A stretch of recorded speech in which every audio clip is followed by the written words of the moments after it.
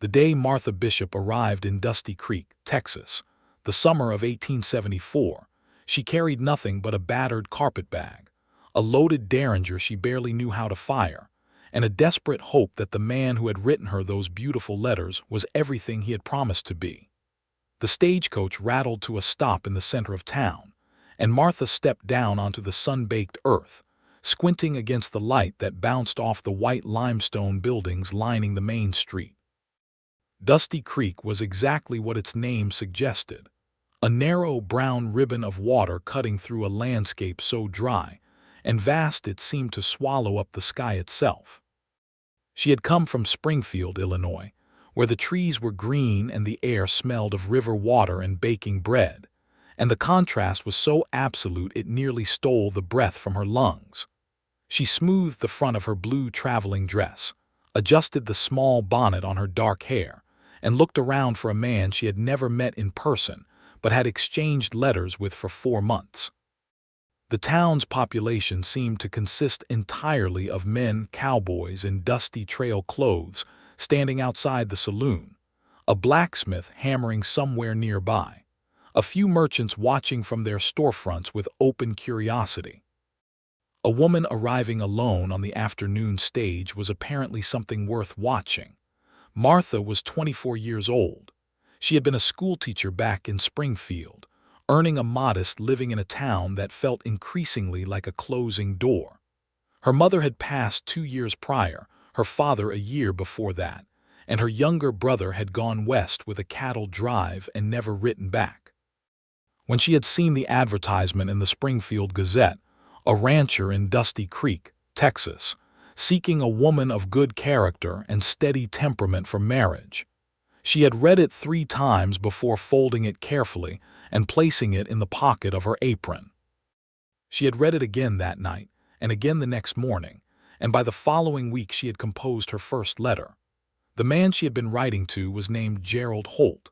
He had described himself as 38, a fair man, a hard worker, the owner of a cattle ranch called the Broken H, a widower with no children and a house that needed a woman's touch. His letters had been simple but kind, and she had allowed herself to believe that kindness was enough to build a life on. But Gerald Holt was not standing in the street waiting for her. Instead, a boy of perhaps 14 came running up, hat in hand, face red with the heat and the exertion. "Are you Miss Martha Bishop?" He called out breathlessly, "The lady from Springfield." "I am," she said. The boy looked at his boots.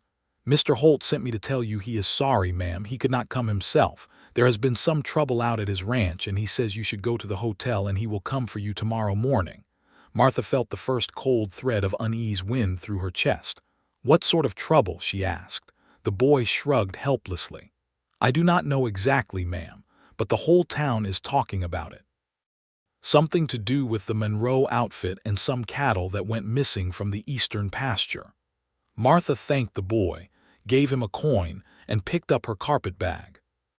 She walked toward the 2-story building with the painted sign that read the Dusty Creek Hotel, and told herself firmly that things went wrong on ranches, that trouble with cattle was a normal occurrence in this part of the world, and that she had not traveled 600 miles only to lose her nerve in the first 10 minutes.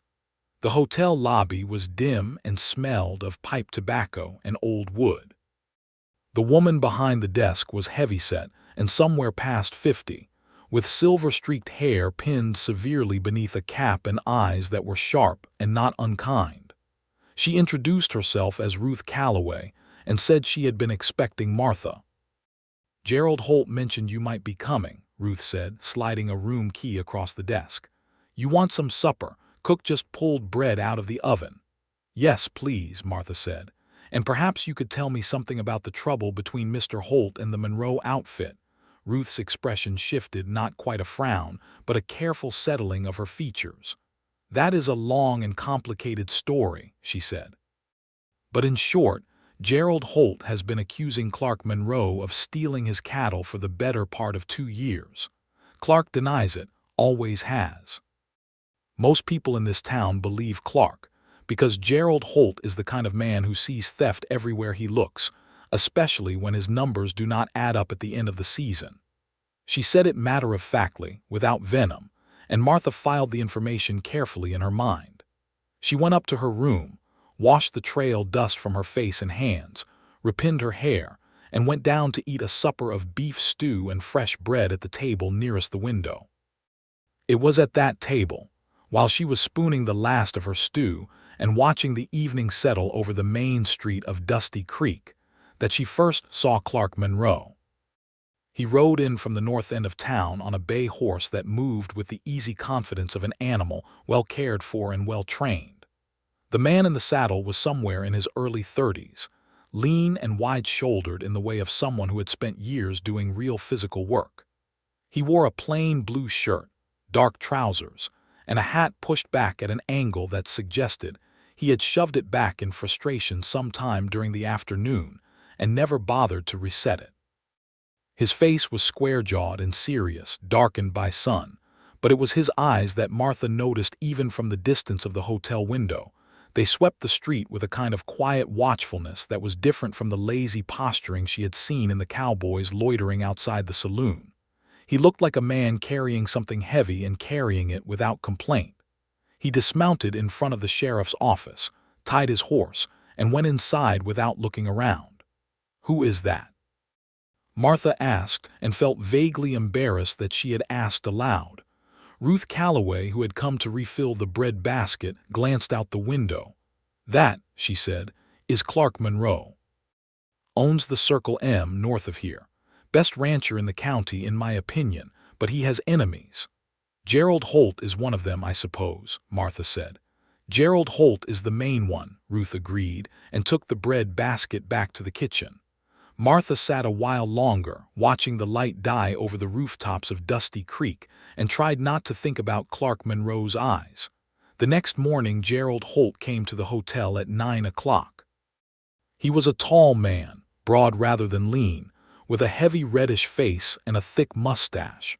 He was dressed carefully in a good hat and a clean shirt, and he smiled at her with the relieved quality of a man who had expected things to go worse than they had.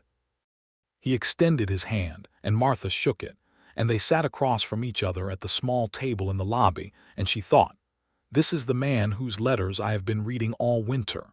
She tried to reconcile the letters with the man in front of her. The letters had been careful and even poetic at moments. This man seemed blunt and ill at ease with words spoken aloud, and she reminded herself that some people write better than they speak. "I am sorry about yesterday," he said. "There was a situation at the ranch that needed dealing with. Those Monroe boys keep pushing at me, and I have just about had enough of it." "Ruth Calloway tells me there has been a long dispute about cattle," Martha said carefully. Gerald's expression hardened. "It is not a dispute.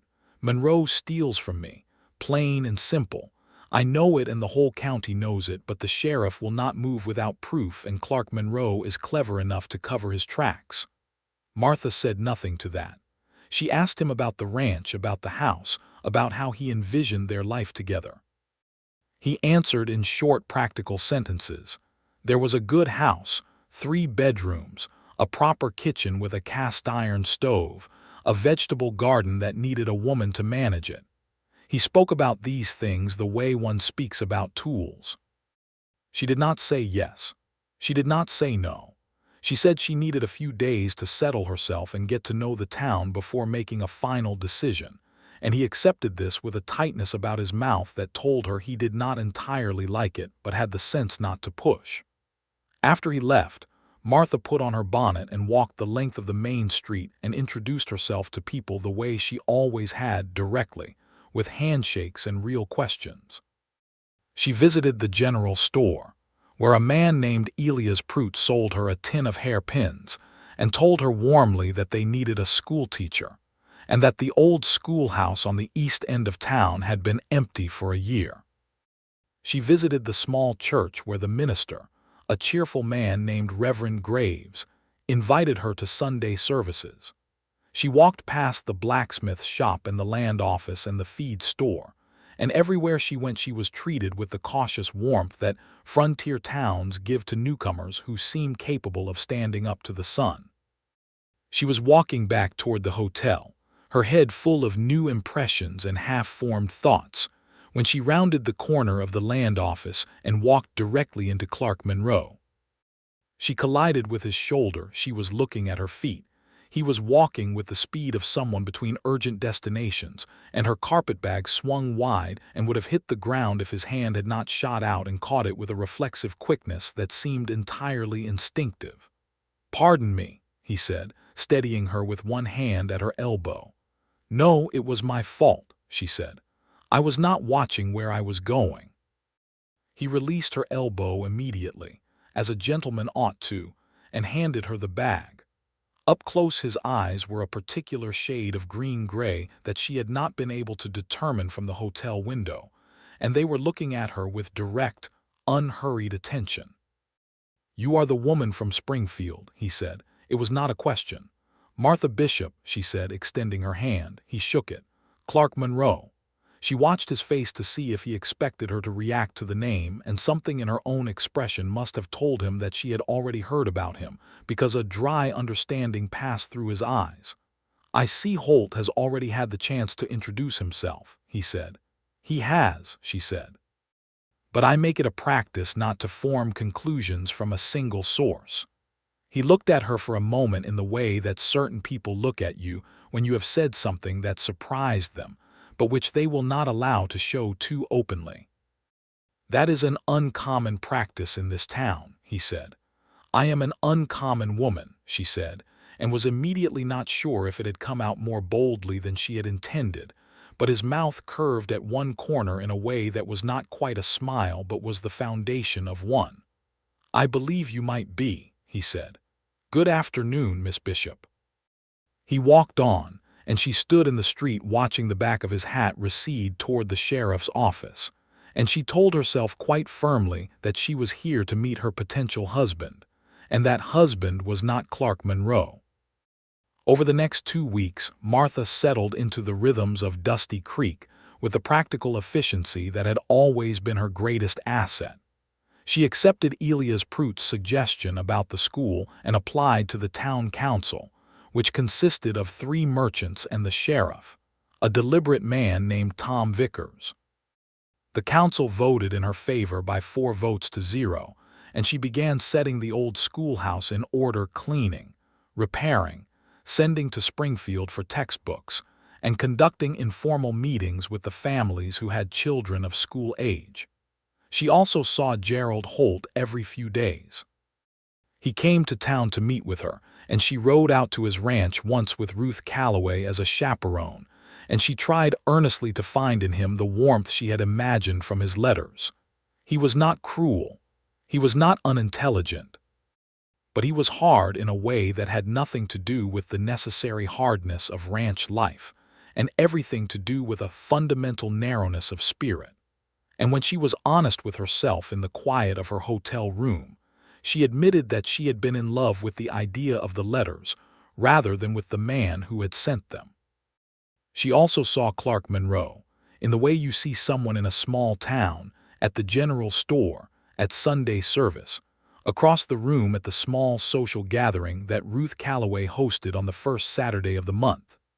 Each time they spoke it was briefly, but the brief conversations had a quality of compact honesty that she found herself looking forward to in a way she could not entirely justify to herself. He told her once, while they were both waiting for Elias Pruitt to locate a bolt of particular fabric she needed for the schoolhouse curtains, that he had started the Circle M 10 years ago with $100 and 6 head of cattle he had brought up from a ranch in South Texas where he had worked since he was 18. He said it without pride or false modesty, as a simple statement of fact. "That is quite a thing," she said. "It took considerable time and considerable mistakes," he said. "But it is mine." She asked him once, also at the general store, which seemed to be the common ground of half the town's conversations, about the dispute with Gerald Holt, and he answered her with the same directness that she had come to expect from him. He said that Gerald Holt was a poor cattleman who confused his losses from bad management with theft, that he, Clark, had never taken so much as a fence post that did not belong to him, and that the whole situation had become the kind of fixed grievance that fed on itself regardless of truth. He said this without apparent anger, but his jaw was set in a way that told her the lack of anger was a discipline rather than an absence of feeling. "Do you think it will ever be resolved?" she asked. "Not while Holt keeps telling people a story that suits him," he said. "But I have learned to live with it." She believed him. She was not entirely sure why she believed him so quickly and completely, but she trusted her own judgment about people, and her judgment about Clark Monroe was that he was honest in the particular way of people who cannot be bothered with the maintenance that lying requires.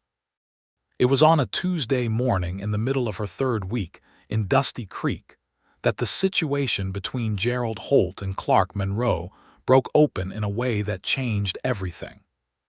Martha was in the schoolhouse, measuring windows for curtains, when she heard shouting from the direction of the main street. She set down her measuring tape and walked to the door and looked out. Down the street, in front of the sheriff's office, Gerald Holt was standing with two of his ranch hands behind him, and across from him was Clark Monroe with his foreman, a broad Mexican man named Diego Ruiz who she had met at Ruth's gathering.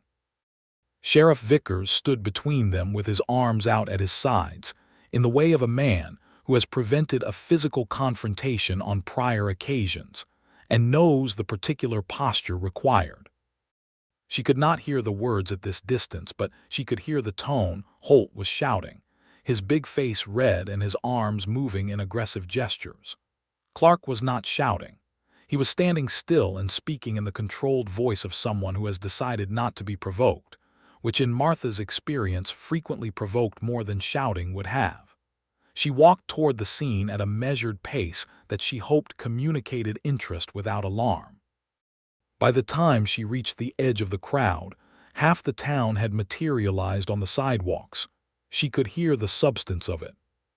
Holt was claiming that 40 head of cattle had disappeared from his northern pasture overnight, and that the tracks led toward the boundary of the Circle M. Clark was saying that he had not seen or taken any cattle, and that Holt was welcome to ride out and inspect his property with the sheriff present.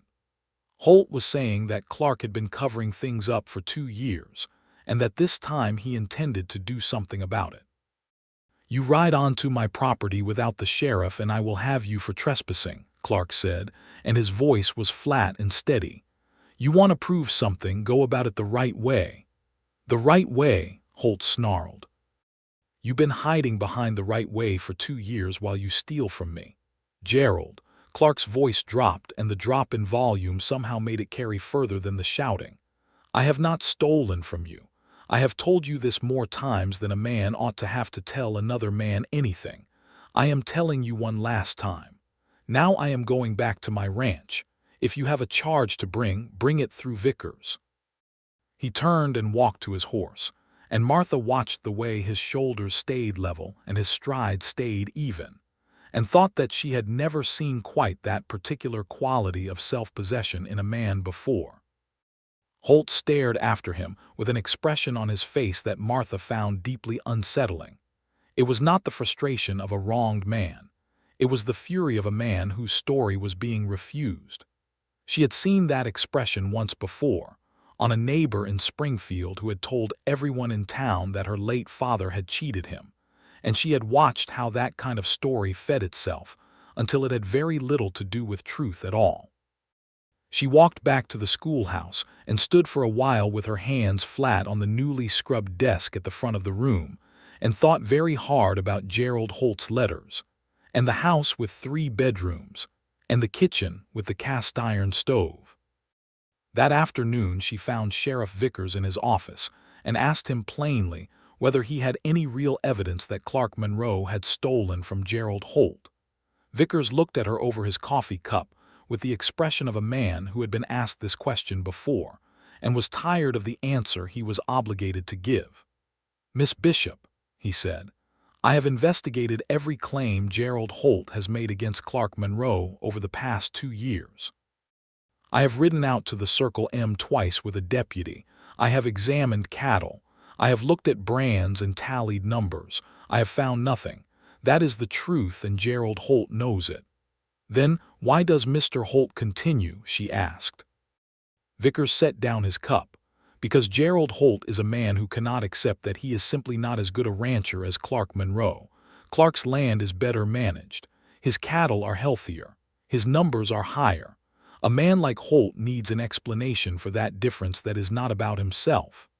Martha thanked him and left. She walked to the church, sat in the third pew, and had a long and entirely honest conversation with herself. She had come here in good faith to meet a man who might be a husband. She had done her best to see Gerald Holt clearly and to give him a fair chance. And what she saw clearly now was that she could not marry him, not because she had fallen in love with someone else, not because she lacked the courage for a practical marriage, but because she did not respect him, and she could not in conscience share a life with a man she did not respect. She rode out to his ranch the following morning and told him. She was direct about it. She said she had come to know the town and the people in it, and she did not believe she was the right woman for him, and that she thought they both deserved honesty rather than a prolonged uncertainty. He received it worse than she had hoped and better than she had feared. There was anger in his eyes, and he asked her once, with a tightness in his voice that she recognized, whether Clark Monroe had anything to do with her decision. She said no, and it was true, or at least it was true enough. She had not made this decision for Clark Monroe. She had made it because of who she was. She rode the buggy she had hired back to Dusty Creek with the dry Texas wind in her face and thought about what came next. She had the school, which paid enough to cover her room at the hotel through the end of the term. She had the beginnings of a life here, already more rooted than she had expected. She was a woman who knew how to build things. It was 3 days later, on a brilliant Saturday morning in late August, that she saw Clark Monroe standing outside the general store with a list in his hand and a look of careful concentration on his face, and she walked up to him and said, "I have ended the arrangement with Gerald Holt." He looked at her steadily. The list went into his pocket. "I am sorry to hear you are disappointed," he said. "I am not disappointed," she said. "I was honest with myself and acted on that honesty. I find that to be the least disappointing thing a person can do." He was quiet for a moment, and then he said, "I was going to ask if you would like to see the Circle M sometime. I thought it might be useful for you to see what a working ranch looks like if you intend to stay in this part of the country. But I did not want to ask while the Holt situation was as it was, because it would have looked like interference," she said. "Yes. And now?" He looked at her with that direct, unhurried attention that she had thought about more than she strictly wished to admit. "Now it is just an invitation," he said. "Then I accept," she said. She rode out to the Circle M the following Sunday afternoon, with Ruth Calloway as company because propriety demanded it, though Ruth had made it abundantly clear by the quality of her smile that she considered herself a formality rather than a genuine chaperone. The ranch was north of town, a 2-hour ride up into the low hills where the brown land softened slightly into something more gold than dust, where the creek that gave the town its name ran clear and shallow over smooth stones, and where the cottonwood trees had found enough water to grow tall and generous with their shade. The house was low and long, built of limestone, with a porch that ran the full width of the front. It was a working house, nothing fancy, nothing wasted, but it was clean and solid, and there were window boxes that held the dead stalks of something that had once been flowers, and that she thought must have been planted by someone a long time ago and never replanted. Around the main house were the bunkhouse and the barn and the various outbuildings of a running cattle operation, and in the horse pasture nearest the house were 6 of the finest horses Martha had ever seen. Clark showed them around with the quiet pride of a man who loves the thing he has built. He showed her the pastures and the creek and the cattle, Black Angus cattle, healthy and fat, moving through the grass in that slow, purposeful way that healthy cattle move. He introduced her to Diego Ruiz and to the other men who worked the ranch, 3 of them, quiet and respectful. He showed her the barn, which was clean and organized in a way that spoke of someone who understood that a chaotic barn is a dangerous one. And while they walked, he talked to her, not about himself, but about the land. He talked about the grasses, and which ones the cattle preferred in different seasons. He talked about the creek and the aquifer beneath the rocky soil, and why the Circle M had water when ranches 20 miles south went dry in August. He talked about the cattle themselves, about breeds and bloodlines and the particular challenges of raising cattle in central Texas. He talked the way someone talks when they are showing you something they have thought about deeply and at length. Martha asked questions, real questions, not polite ones. She had always found that the quality of a person's answers told you less than the way their face changed when they realized you were genuinely interested in what they were saying. Clark Monroe's face, which was generally composed and careful, changed when she asked about his cattle. A warmth came into it. Something behind the watchful gray-green eyes opened slightly. She filed this away. On the ride back to town, Ruth said nothing for a long time and then said, "Well," which Martha thought covered the situation precisely. The weeks that followed were the best she had known in a long time. She threw herself into the school, which opened in September with 11 students ranging in age from 6 to 14, and the satisfaction of teaching again, the real satisfaction of it, of watching a child's face when something clicked into place, filled her days with purpose. She was busy and tired at the end of each day in the good, clean way of someone doing useful work. She saw Clark Monroe regularly. He came to town twice a week on ranch business, and they fell into the habit of talking in the general store, outside the church, occasionally at Ruth's hotel, where he would sometimes eat supper if his business ran late. The conversations were long and varied, and she found herself thinking about them in between times, replaying something he had said, formulating her response to a question he had raised, in the way you think about conversations when the person you had them with has gotten into your mind. He lent her books from his shelf. He had a surprising number of books for a man who lived alone on a cattle ranch in central Texas, and she teased him about this once, and he said, perfectly seriously, that he had spent a lot of winters alone in that house, and that the alternative to books was talking to himself, and books seemed to hold up better under repeated exposure. She laughed at that, a real full laugh, and he looked at her with that contained warmth in his eyes and said, "I did not expect you to laugh at that." "Why not?" "I am not sure I have said anything funny before," he said. "Not intentionally." "You are funnier than you think you are," she said. "You just do not perform it." He considered this. "I will take that as a compliment," he said. "It was one," she said. There was a Sunday afternoon in October when the light had gone gold and cool, and they had walked along the creek at the edge of town after church services, while Ruth Calloway walked diplomatically ahead of them at a distance that had by now stretched to the truly courteous, and they talked about where they had come from. She told him about Springfield, about her parents, about her brother who had gone west and disappeared into it. He told her about a childhood in Tennessee, a father who had worked himself to death on a small farm that was never quite enough, a mother who had died when he was 12. He had come west when he was 15, which she knew was the kind of thing that happened to boys in that era when there was nothing to hold them and everything to seek. "Were you afraid?" she asked. "At 15, coming west alone?"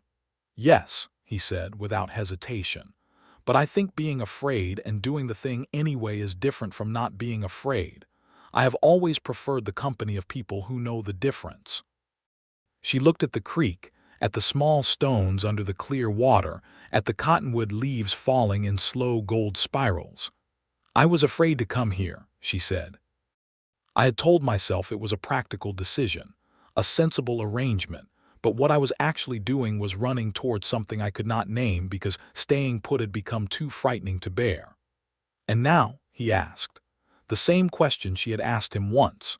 She looked at him, this serious, careful, deeply honest man who had built something real out of nothing with his own hands, and who thought about grasses and cattle and books, and who was funnier than he knew. "Now," she said slowly, "I think I am exactly where I was supposed to end up." Something moved through his face, not the careful, watchful expression she was used to, but something more open and more uncertain, and she thought it was perhaps the most human thing she had seen him do. He looked at the creek for a moment, and then he looked back at her and he said, "Martha, may I ask you something direct?" "You may always ask me something direct," she said. "It is one of the things I most appreciate about our conversations." "Would you allow me to call on you properly?" he asked. "Not as a neighbor and not as a casual acquaintance. I mean as a man who is hoping a woman might come to think well of him." She had known this was coming. She had known it for weeks in the particular way you know something that lives in the warm center of your chest rather than your calculating mind. And she said, "Clark, I have been thinking well of you for quite some time. I would be very glad for you to call on me properly." He smiled then, a full smile, not the contained near smile she was accustomed to, but a real one that entirely changed the geography of his face and made him look 10 years younger. And she thought she had been storing up that smile in her imagination for weeks without knowing it, and that the real thing was better. He walked her to the hotel door that evening and held her hand for a moment before releasing it, and the pressure of his hand around hers was warm and careful and entirely intentional. She went up to her room and stood at the window and looked out at the dark main street of Dusty Creek, Texas, and felt something she had not felt in a very long time, which was the particular happiness of a future that was unwritten and inviting rather than closed and resolved. The courtship that followed was conducted with all the propriety and deliberateness that 1874 required, and Martha would not have had it any other way. There is something to be said for a courtship that moves at the pace of two people, genuinely learning each other. Clark rode into town on Tuesday and Thursday evenings, and they sat on the hotel porch with Ruth Calloway's companionable presence nearby, and he brought her the occasional small gift, a book he thought she would like, once a bunch of wildflowers that he had clearly stopped to pick at the side of the road, and that were slightly crushed from the ride, but that she pressed in the back of her Illinois schoolteacher's Bible and kept. He came to the school one Thursday afternoon to fix a window that had been sticking, and she watched him work from the doorway while the children were gone for the day, watched the competent economy of his movements and said, "You did not have to do this. I was going to ask Elias Prout to send someone." "Elias Prout would have sent someone next week," he said. "You said it was getting cold." It was, in fact, getting cold. October in central Texas was not the savage winter she knew from Springfield, but it was cool enough in the mornings for the children to come in with red-cheeked faces, and the sticking window had been letting in a draft along the north wall. "How did you know about the window?" she asked. "You mentioned it on Tuesday," he said, prying at the window frame with the easy confidence of someone who has fixed approximately 10,000 things. "I remembered." She looked at the back of his head, at the sun-darkened neck above his collar, and thought, he remembered. It had been a passing comment, a small complaint, and he had remembered and come to fix it.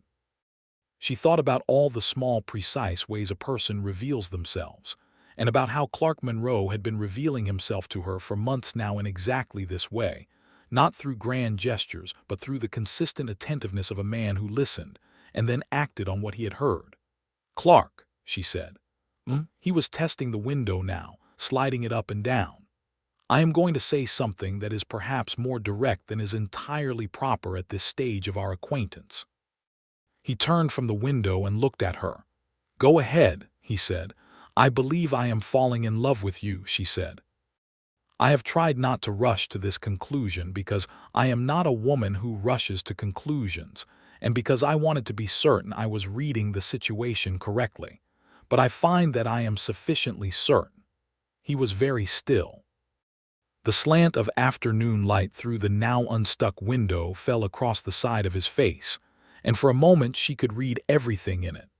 The surprise he was not quite able to suppress, and underneath it, a relief so profound it was almost painful to witness. The relief of a man who had been hoping for something without allowing himself to count on it. He crossed the room in 4 strides and stopped in front of her, close enough that she had to look up to meet his eyes. "Martha," he said, and his voice had changed. The careful control of it had softened into something more raw and genuine. I have been in love with you since that afternoon by the creek in September when you told me you were afraid and did the thing anyway. I have been trying to be a sensible man about the timing of saying so." She reached up and put her hand against the side of his face, which she thought was perhaps also more direct than was entirely proper, but which felt entirely right. He put his hand over hers and held it there. "You are the most sensible man I have ever met," she said softly. "I think you can afford to be a little less sensible every now and then." He turned his face slightly, and his lips brushed the inside of her wrist, and she felt that touch move through her like warm water. They stood like that for a long, quiet moment in the afternoon light of the small schoolhouse in Dusty Creek, Texas, and she thought that she had come 600 miles on a desperate hope and had found something far better than the thing she had been hoping for. Gerald Holt made his displeasure known. It was perhaps inevitable. When a small town sees that a woman has rejected one man and begun to be courted by his enemy, there are people who will stir the pot, and Holt was a man who had spent 2 years feeding a grievance and was not about to let it starve. He came to the school one afternoon in November when the children had gone home, and Martha was at her desk grading papers, and he stood in the doorway with his hat in his hands, but without the humility that the gesture usually implies. "I want you to know," he said, "what kind of man Clark Monroe is." "Gerald," she said calmly, setting down her pen, "I know what kind of man Clark Monroe is. I have spent considerable time finding out." "He is a thief," Holt said, and his voice had an edge of genuine desperation that was more unsettling than simple anger. "He has been stealing from me for 2 years, and everyone in this town knows it, but nobody will do anything about it." "Gerald," she said, and tried to make her voice as kind as she honestly could, "Sheriff Vickers has investigated every claim you have made and found nothing. You have not been wronged by Clark Monroe. I think you have been wronged by bad luck and perhaps some difficulties with your land and your water rights, and those are real problems that deserve real solutions, but Clark Monroe is not the cause of them." His jaw tightened. "You do not know what you are talking about." "I know a great deal about it, actually. I have spoken to the sheriff, to Elias Prout, to Diego Ruiz, and to 3 of the ranchers who neighbor you on the west side. I am a teacher. Gathering information and evaluating it is what I do." He looked at her with something that mixed contempt and something else, something she thought was possibly the beginning of a truer recognition. "You think you are very smart," he said. "I think I am careful," she said. "There is a difference. Goodbye, Gerald." He left. She sat for a moment with her hands flat on the desk in the way she did when she was steadying herself, and then she picked up her pen and went back to the papers. She was not afraid of Gerald Holt, but she was not naive about the kind of damage a proud and bitter man could do with words in a small town. She mentioned the visit to Clark the following evening on the hotel porch. He listened to the whole account without interrupting. His face still in the way she had learned meant he was paying close attention. When she finished, he said, "I am sorry he came to your school." "Do not be sorry on my behalf," she said. "I handled it. What I am more concerned about is whether he intends to escalate the situation with you." Clark looked out at the street. "I have been hearing things from Diego," he said. "Holt has been talking to some of the smaller ranchers to the south, trying to build a coalition, I suppose, trying to make the case that I am systematically stealing from the whole community. Is there any possibility that cattle have actually gone missing from his property?" she asked, because she was thorough enough to ask. "Cattle go missing from every property," Clark said. "They fall in creeks, they get spooked and run, they die from disease. Holt loses cattle the same way everyone loses cattle, but he has decided that his losses need a human cause, and I am the convenient human." She nodded slowly. "And the 40 head from August?" Clark turned to look at her. "The 40 head never went missing," he said. "I spoke to Holt's oldest hand in September, a man named Pete who has worked for Holt for 8 years. Pete told me privately that Holt had miscounted and the cattle were in the south pasture the whole time, but that Holt refused to admit it publicly." She sat with this for a moment. "Clark," she said, I think Gerald Holt is a genuinely troubled man who has built a story that he now cannot get out of. I think you are right, he said, and I do not know what to do about it except continue to be exactly what I am and trust that the truth can sustain itself. That is exactly the right approach, she said, but it requires patience. I have plenty of patience, he said, and turned to look at her with that warmth she had come to love in his eyes. I spent 4 months working up the courage to ask you if I could call on you properly. I have patience to spare. She laughed. He smiled. She reached across the small distance between their chairs and put her hand on his arm, and he covered her hand with his, and they sat in the evening cool and watched the stars come out over the Texas plains. He proposed to her on a Saturday in early December. He had ridden into town in the morning and asked her to walk with him to the creek, and she had put on her warmest shawl and gone with him through the cool, bright air to the cottonwood grove where the water ran slow and shallow over the stones. He had been quiet on the walk in a way that was different from his usual thoughtful quiet. There was a tension in it, a careful gathering. He stopped by the biggest cottonwood and turned to face her.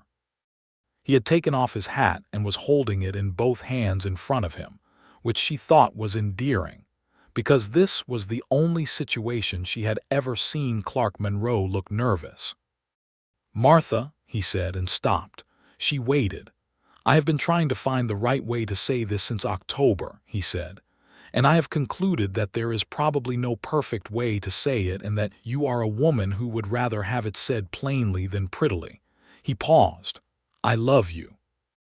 I have loved you with more certainty every day since I first understood what was happening, and I believe you are the best person I have ever known, and I would like very much to spend my life with you if you are willing to spend it with me.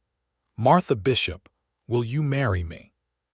She looked at this man, this honest, patient, careful, unexpectedly funny, deeply good man, and felt the warmth that lived in her chest expand until it seemed to fill the whole cool blue December day. "Yes," she said. "Clark, yes. With everything I have." He exhaled, and for a moment she saw all the tension go out of him, and he looked purely and simply happy in the open way that was so rare for him and so particularly precious because of that rarity.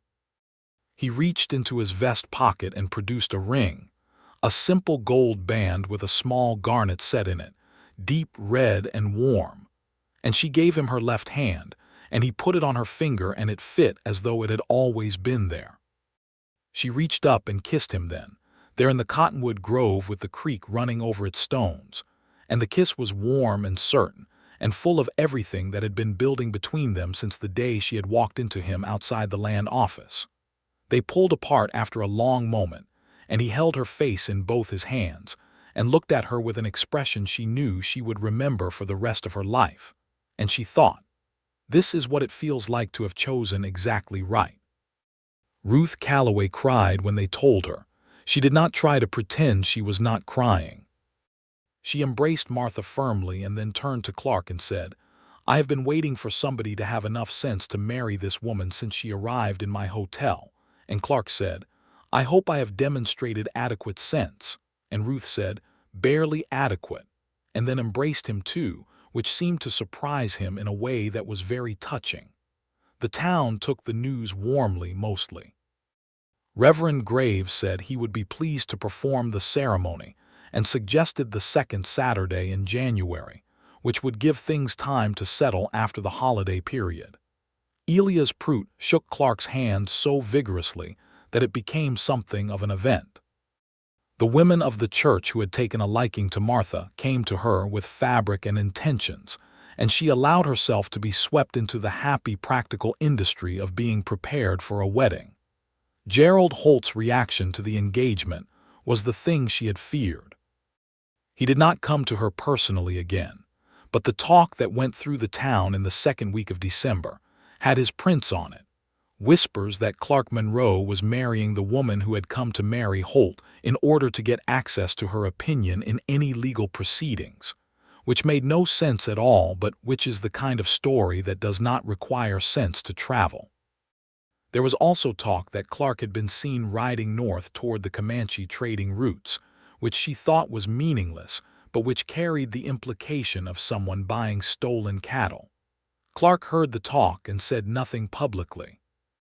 Martha heard it and said things publicly, calmly and precisely, to every person who repeated any version of it in her hearing, and she said them in the direct voice of a teacher correcting a factual error. And within 2 weeks the talk had largely died, because it is hard to sustain a rumor in the face of a woman who will look you in the eye and explain point by point why it is false. But it was Diego Ruiz who actually resolved the situation in the most practical possible way. Diego had been quietly conducting his own investigation for months. He had a network of information that extended through the Mexican and Hispanic communities in the surrounding counties in the way that the official networks did not. And in December, he brought Clark a piece of information that changed everything. There were cattle being traded 40 miles to the southwest, at a small settlement on the edge of the hill country that bore brands that had been altered. The alterations were recent and clumsily done.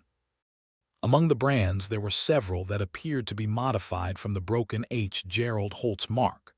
The man doing the trading was a drifter named Abel Croft who had worked at the Broken H the previous spring. Clark brought this information to Sheriff Vickers, and Vickers rode out with 2 deputies, and they came back with Abel Croft in custody. Croft, who was not a courageous man, told the full story within a matter of hours. He had been stealing cattle from Holt, not 40 head at once, but a few animals at a time over several months. The lost cattle were not a product of Clark Monroe's theft. They were the product of a man on Holt's own payroll who had been stealing from the man who employed him. The revelation spread through Dusty Creek like water through dry ground. Clark Monroe was publicly, formally, and completely exonerated, not by any action of his own, but by the simple insistence of truth which always surfaces eventually. Sheriff Vickers issued a statement that was posted in the general store and read at Sunday services, and Reverend Graves made a point of reading it in his full carrying voice. Martha thought about Gerald Holt in those days after the revelation, and she felt genuine sympathy for him beneath her relief. He had been wrong about Clark, systematically and persistently and publicly wrong, and he had to carry that. She had heard from Ruth that he was selling the Broken H, that the 2 bad seasons and the losses from Croft's thefts had put him in a financial situation he could not recover from. She thought about writing him a letter but decided against it. Some situations do not benefit from words. Clark said nothing about Holt beyond acknowledging that the situation had been resolved, and she loved him for that restraint. He was not a man who needed other people to be small in order to feel large. The wedding was on the 2nd Saturday in January 1875, which turned out to be a clear, cold day with a sky so blue it seemed painted. Martha wore a dress she had made with the help of 3 church women from ivory wool, and a small piece of Brussels lace that Ruth Calloway had produced from a trunk with the announcement that she had been saving it for a worthy occasion. She carried wildflowers that she had found inexplicably in December. The Texas climate occasionally produced small miracles. And she walked down the aisle of the small church on the arm of Elias Prout, who had offered when he heard she had no family present, and who did the job with a dignity that moved her deeply. Clark was waiting at the front of the church in a dark suit that he had clearly had made by the tailor in Fredericksburg, which was the nearest town with such a thing, and when she came through the doors and started down the aisle his expression was the one she loved most, the one where everything he was thinking showed openly, without the careful composure he wore most of the time. He looked at her the way she thought people probably ought to look at the person they are marrying, which is to say, as though the world has done something right. Reverend Graves was generous with the ceremony. He spoke about the particular courage required to build a life in a hard land, and about how the best things in that life were built by 2 people who understood each other's nature and chose each other anyway. He spoke about honesty and patience and the willingness to be known. Martha thought he had been paying more attention to their courtship than was perhaps entirely necessary for a minister, but she also thought his words were true and beautifully suited. and so she forgave the nosiness. When Reverend Graves asked if she took Clark Monroe for her husband, she said, "I do," in her schoolteacher's clear, carrying voice, and she heard the quiet collective exhale of the congregation that is the sound of a community that has rooted for a thing and seen it come right. Clark said, "I do," in his quiet, steady voice, and looked at her while he said it, just at her, and she felt the words settle over her like something permanent and warm. He kissed her in the church, which was proper, and again on the church steps in the cold January sun, which was slightly less so, but the crowd approved enthusiastically. Diego Ruiz whistled. Ruth Calloway wept again and announced she was not weeping. The schoolchildren who had come to watch threw rice and yelled with the unrestrained joy of children given a legitimate reason for commotion. Martha Monroe looked at the man she had married standing in the winter sun of Dusty Creek, Texas, with rice in his hat and a smile that took up his whole face, and she thought, 600 miles on a desperate hope. Yes, exactly right. They rode out to the Circle M that afternoon. The limestone house was the same as she had first seen it, low and long and practical, but Clark had spent the week before the wedding making small changes. The window boxes held new plantings, frost-hardy and green, and inside there was a fire lit in the stone fireplace and a kitchen stocked with everything a person might need. He carried her over the threshold in the traditional way and set her down in the front room, and she looked around at the plain, honest space that was now her home, and she felt the deep, particular rightness of a place you recognize immediately. "I thought about planting the window boxes earlier," he said behind her, "but I was not sure what kind of flowers you would want." She turned and looked at him. "What kind did you plant?" "Verbena and black-eyed Susans," he said. "They come back every year and they do not require much fussing." "That is exactly right," she said, and crossed the room and kissed him. And this time there was no propriety to observe and no audience to moderate for. And the kiss was long and unhurried and full of the particular joy of two people who have finally arrived at the place they have been walking toward for months. The winter was quiet and wonderful. She learned the rhythms of the Circle M the way she had learned everything in her life, which was with systematic attention and genuine curiosity. She learned the names and habits of all the horses, which delighted Clark, who had a horseman's partiality toward anyone who took his animals seriously. She learned to cook on the cast-iron stove with a competence that surprised her given her modest domestic history. She continued to ride into town 3 days a week to teach, and Clark often rode with her as far as the creek crossing, and she found that she loved the morning rides through the hill country in a way she had not expected to love anything about the Texas landscape. She made the school genuinely excellent. She wrote to Springfield for additional books and received 2 boxes worth by spring. She organized a lending library that operated out of the general store and was used by adults as well as children. She started a Saturday afternoon class for women who wanted to improve their reading and writing, which began with 4 students and expanded to 10 by summer. She became a true part of Dusty Creek in those months, not as Gerald Holt's imported wife but as herself, as Martha Monroe, schoolteacher and rancher's wife, a woman with opinions and energy and a genuine love of the place she had landed. She was happy in the particular full way of a person who is doing everything that matters to them simultaneously. Spring came with the extravagant generosity of a Texas spring. The hills went green almost overnight, and the wildflowers came in such abundance that she sometimes stopped her horse at the top of a ridge just to look at the sheets of color rolling down toward the creek valley. She and Clark rode together on Sunday afternoons with a freedom and pleasure that had replaced the careful formality of their courtship, and these rides were some of the happiest hours of her life. It was on one of those rides in early May, with the blue sky high and the meadow larks going in every direction, that she told him she was expecting a child. She had been certain for 3 weeks and had wanted to be absolutely sure before saying it, because she was thorough even in happiness.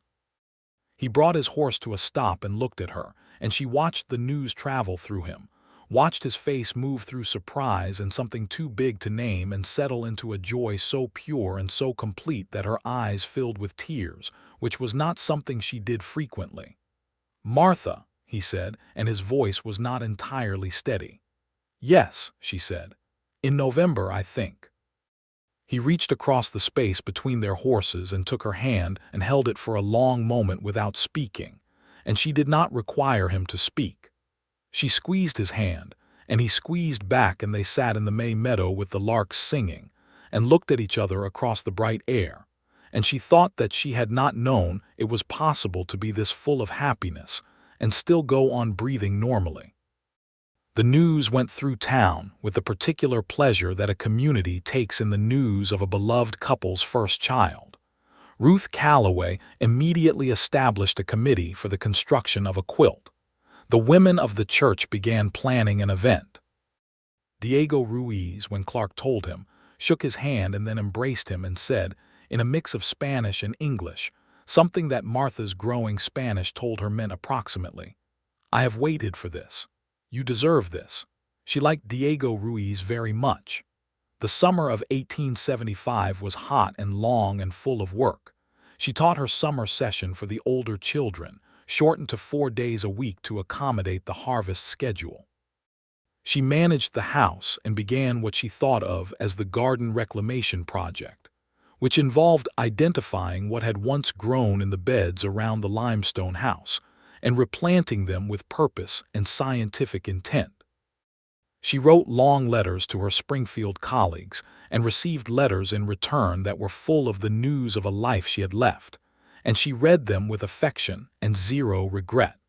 She and Clark talked in the evenings on the porch, the long conversations that had been the foundation of their love, and that continued to be the foundation of their marriage.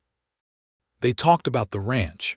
There was always something happening on the ranch, a new fence line going in, a question of water rights with a neighbor to the east, the price of beef at the fall market. They talked about the school and the children, about which of her students showed exceptional potential, and what might be done about it in a part of the country where higher education was not accessible.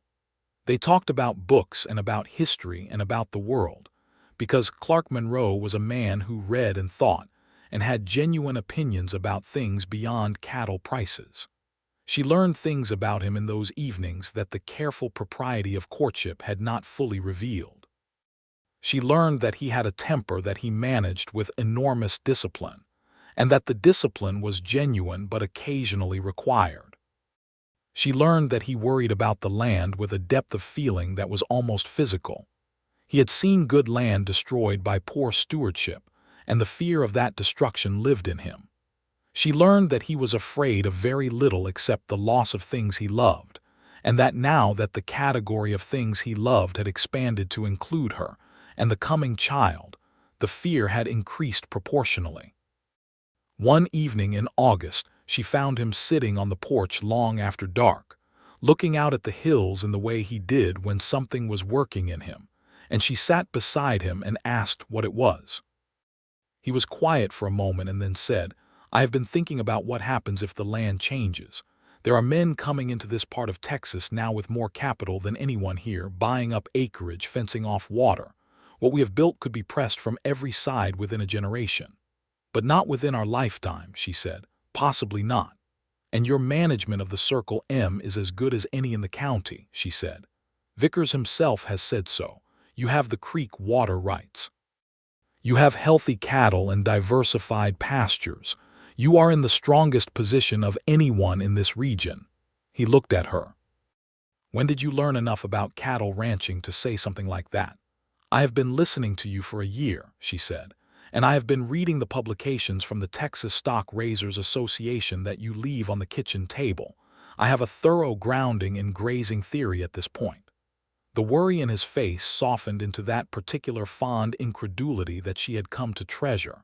"Martha," he said, "you are a remarkable woman."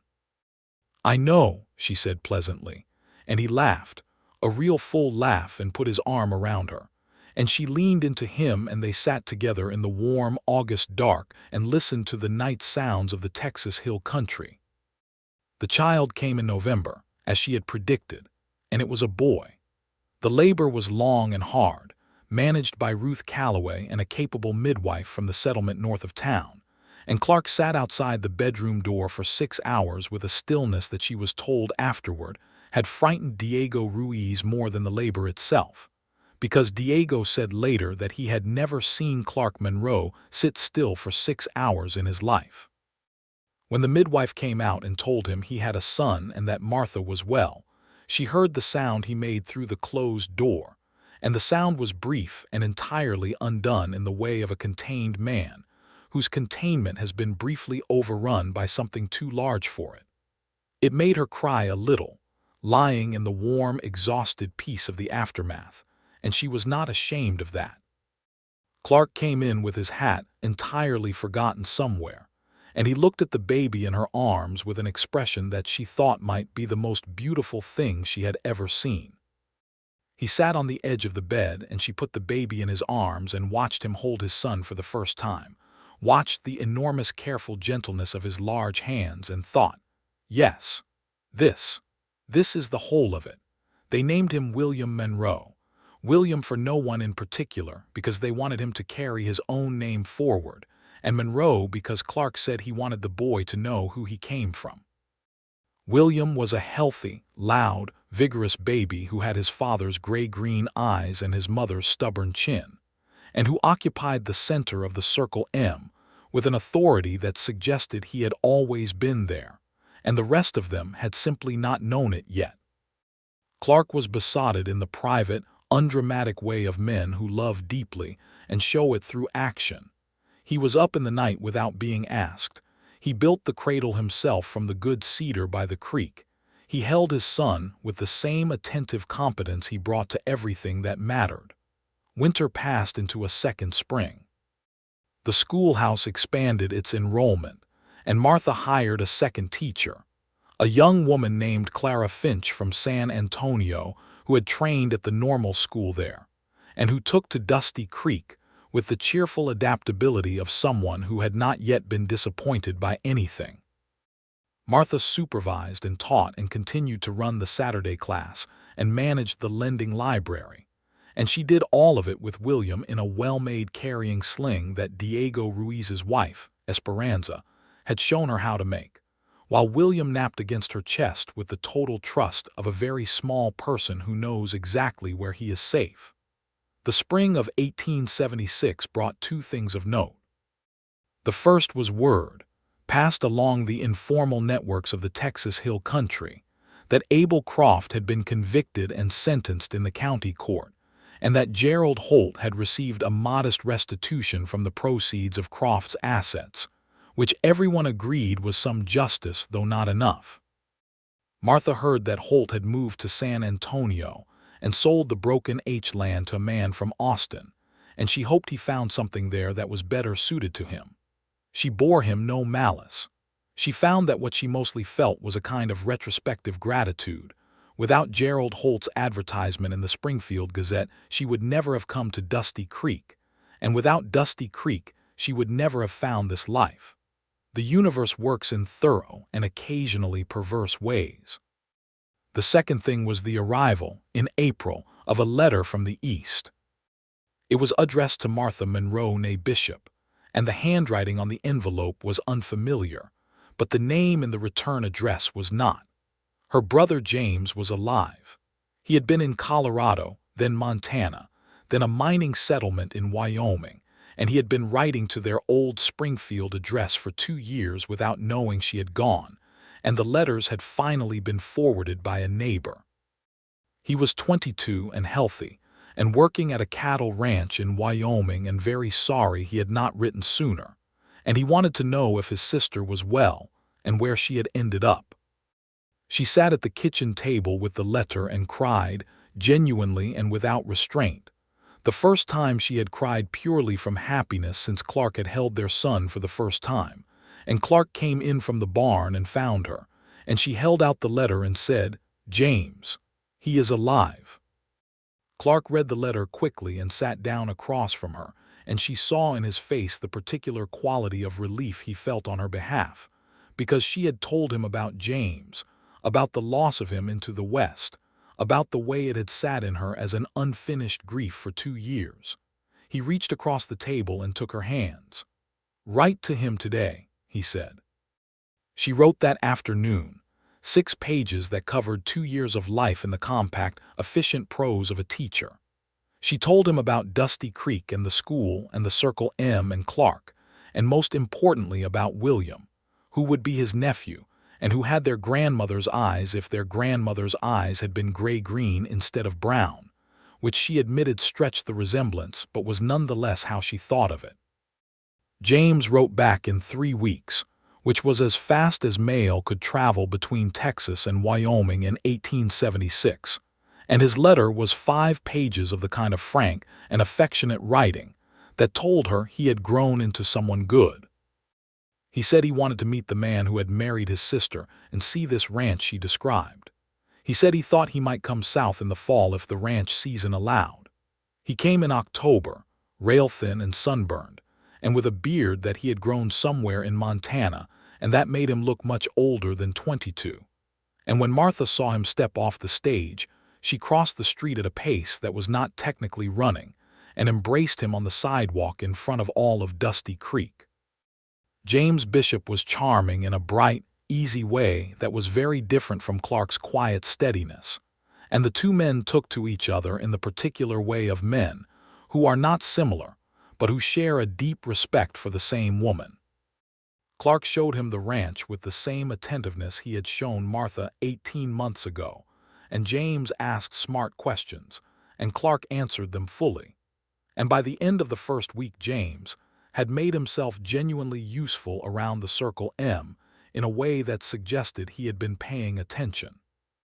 One evening at the dinner table, with William fed and asleep in the cradle and the 4 of them, Clark and Martha and James and Diego Ruiz, who often joined them sitting with coffee and talking about cattle and weather and the state of the cattle industry in the Northern Territories, James looked around the table and said, with a simplicity that made Martha's heart clench with love for him, "You have built something good here. I think I have been looking for something like this for 3 years, and not knowing that was what I was looking for." Clark said, "There is work here if you want to stay," and said it in the direct way he said things that mattered, and James looked at him and then at Martha, and she nodded once, and James said, "I think I would like that very much." He stayed. He moved into the bunkhouse, worked the ranch alongside Diego and the other hands, and proved himself over the winter as someone competent and trustworthy and worth keeping. He became part of the fabric of the Circle M and of the small community around it, and he started attending Ruth Calloway's Saturday gatherings with an enthusiasm that Martha suspected had at least something to do with the fact that Clara Finch, the schoolteacher she had hired, also attended Ruth's gatherings with regularity. She watched that develop with the private amusement of a woman who has learned that love finds its way in approximately the shape it needs to find, and she said nothing helpful or unhelpful to either party, though once when James mentioned Clara's name 3 times in the course of describing a ride he had taken to the south pasture, she set down her coffee cup and looked at him calmly until he stopped talking and said, "What?" "Nothing," she said. "Go on." He gave her the look that only younger brothers give older sisters, and she smiled at him pleasantly, and he changed the subject. The second winter with William was better than the first. He was a year old and walking with the emphatic instability of a child who has recently discovered that locomotion is possible and cannot conceive of why he was not doing it sooner. He called Clark "Duh" with a confidence that was apparently non-negotiable, and called Martha "Mama," with a sweetness that landed in her chest every time like something warm and permanent. He had developed a strong opinion about horses, which was that he was entitled to be near them at all times, and Clark had begun the patient work of teaching him, at 13 months, how to be around a large animal safely, which involved considerable firmness and considerable delight on both sides. Christmas of 1876 was the best Martha could remember. James was there, and Diego and Esperanza and their 3 children, and Ruth Calloway, who had been fetched from the hotel by Clark in the buggy on Christmas morning, because no one should spend Christmas in a hotel if they had somewhere better to be. The limestone house was warm with the fire, and with people and the smell of the roast Esperanza had brought and the pie Ruth had made, and Martha stood in the kitchen doorway and looked at the room full of people she loved and thought, with a fullness that was almost more than she could hold. This is what she had been running toward, that morning in Springfield when she had read the advertisement in the Gazette and allowed herself to hope. Not this specifically, not any of the particulars she had imagined, but this feeling, this fullness, this sense of being exactly in the right place in the world. Clark found her in the doorway and stood beside her, his arm around her shoulder, and looked at the same room. William was in Diego's lap attempting to communicate something urgent involving a carved wooden horse that Clark had made for him. James was talking to Clara Finch, because Martha had invited Clara, who had no family in Dusty Creek, and she was not going to apologize for that, with the careful brightness of someone doing their level best not to look like they were trying. Ruth Calloway was cutting pie with the authority of a woman who has cut pie in many rooms and regards it as one of life's serious obligations. "Merry Christmas," Clark said quietly, against the top of her head. "Christmas," she said and leaned into him. She was expecting their second child she had known for 2 months but had waited for Christmas to tell him, because she thought it was a good Christmas present and she was sentimental in ways she didn't always admit. She turned to look up at him. "I have something to tell you," she said. He looked down at her and read her face in the way he had become very good at reading her face, and she watched the understanding arrive in his eyes. His arm tightened around her. His face did the thing she loved, the thing where all the composure gave way and what was underneath was purely and completely happy. "Another," he said softly. "Another," she confirmed. "July, I think." He held her close in the kitchen doorway while the Christmas room went on around them, and she felt his lips in her hair, and she thought of the day she had arrived in this town with a battered carpetbag and a loaded derringer she barely knew how to fire, and how entirely different the woman she had been then was from the woman she was now, and how she was grateful to both of them, to the woman who had been brave enough to go, and to the woman who had been wise enough to stay. The spring came in the generous Texas way, and with it James Bishop proposed to Clara Finch on the bank of the creek on a Sunday afternoon that Martha had absolutely not orchestrated in any way, though she was perhaps the person who had mentioned to James that Clara liked to walk along the creek on Sunday afternoons, and was perhaps the person who had mentioned to Clara that she found Sunday afternoons particularly busy, and was glad she had people she trusted to keep an eye on the property. She was not going to apologize for any of that either. Clara Finch said yes with the immediate certainty of a woman who has been hoping for the question and is glad it has finally arrived. James came back to the house with the look of a man who cannot believe his own luck, and Martha embraced him and thought about how far he had come from the boy who had ridden away from Springfield on a cattle drive at 19 and disappeared into the West, and how the West had eventually given him back. James and Clara married in May, in the same small church where Clark and Martha had been married, with Reverend Graves performing the ceremony with the pleased air of a man who regards himself as somewhat responsible for the happiness of his entire congregation. Ruth Calloway cried for the 3rd time at a wedding in 3 years, and she appeared to have made peace with this. Martha held William on her hip throughout the ceremony and leaned against Clark's solid warmth and thought about beginnings. The July baby was another boy, which Clark received with the same joy he had received William, and which Martha received with amusement. She had suspected a boy from the quality of the kicks, which had been direct and without apology, very much like their father. They named him Thomas James Monroe, for no particular Thomas and for James, who had come home.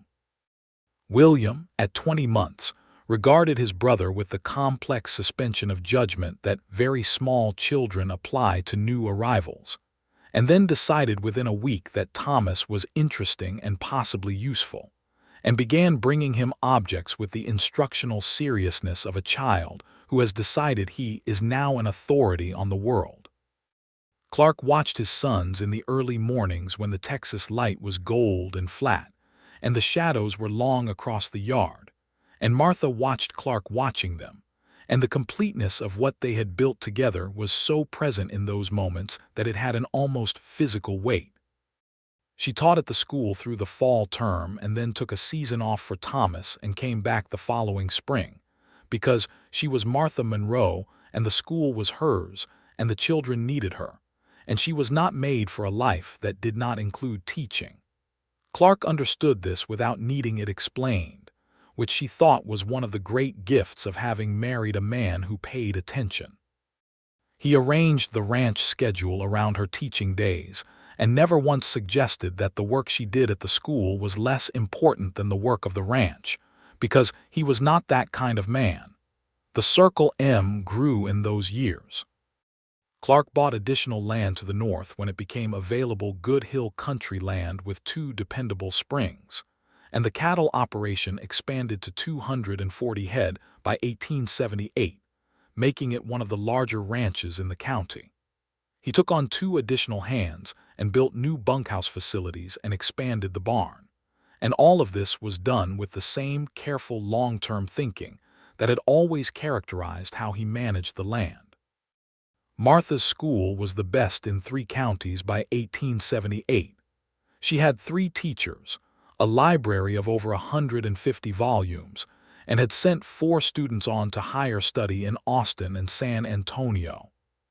The town of Dusty Creek had grown around the school, and the commerce it attracted families moved to a place where their children could be educated, and more families meant more commerce and more investment, and a town that was genuinely growing rather than simply surviving. She was known in the county as Mrs. Monroe the school teacher, which she thought was a perfect description of herself, and wore it the way you wear something that fits. On a warm evening in the late summer of 1878, with William nearly 3 and Thomas barely a year, and Clark beside her on the porch and the Texas sky going pink and gold above the hills, she sat with her hands in her lap and looked at everything she could see from where she was sitting. The limestone house and the barn and the horse pasture and the cottonwood trees along the creek and the hills rolling away north into the last light. And she thought about the woman who had read an advertisement in a Springfield newspaper and allowed herself to hope. She thought about the courage that desperation requires, and the strange generosity of a life that sometimes gives you not the thing you asked for, but something far better than you had the imagination to ask for. She thought about Gerald Holt and his bitter story, and how it had ultimately been the mechanism that led her to stand where she was standing. She thought about James, somewhere in the East pasture right now with Clara, who was expecting their first child in October, and about how the West that had taken him had given him a life worth having. She thought about every conversation she had ever had with Clark Monroe, starting from the day outside the land office when he had caught her carpetbag and looked at her with those gray-green eyes, and she thought that it would take the rest of her life to have all the conversations she still wanted to have with him, which seemed to her exactly right. Clark shifted beside her, and she looked at him. He was watching the hills with the steady attentiveness he gave to the land, but he felt her look and turned his face to hers. "You are thinking something," he said. "I am always thinking something," she said. "A particular something," he said. "You have the expression." "What expression?" "The one where you look like you have understood something and are deciding whether to tell me." She smiled at him. This man she had chosen and who had chosen her on a patch of ground 600 miles from anywhere she had ever been, in a town she had never heard of, on the far side of a desperate hope that had turned out to be the most accurate thing she had ever felt. "I was thinking," she said, "that I am the luckiest woman in Texas, possibly in the United States of America."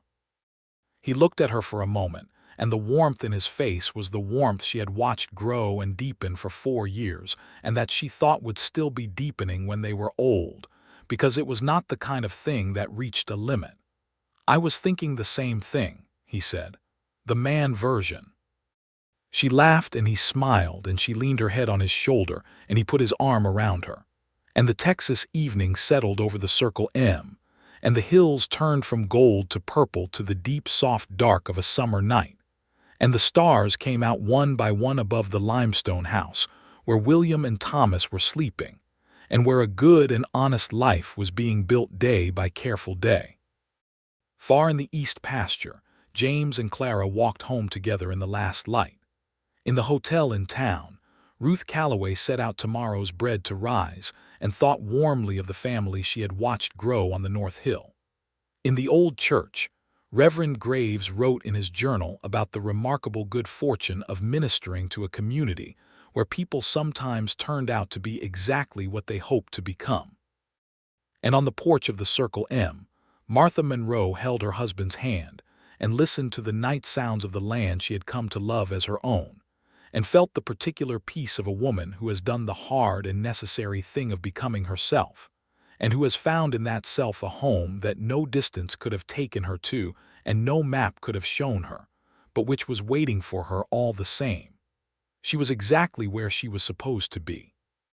She had known it since October of 1874, by a creek, with cottonwood leaves falling in gold spirals around them. She had known it and she had built it and she would go on building it, with her husband beside her and her children growing in this hard, beautiful country and her brother found, and her school full of voices and her life so entirely her own that she could not imagine a version of it in which she had been braver or more deliberate or more profoundly right. The stars burned over Texas. The creek ran over its stones. The horses moved in the dark pasture below the porch. Clark Monroe's hand was warm around hers, and the night was quiet, and she was home.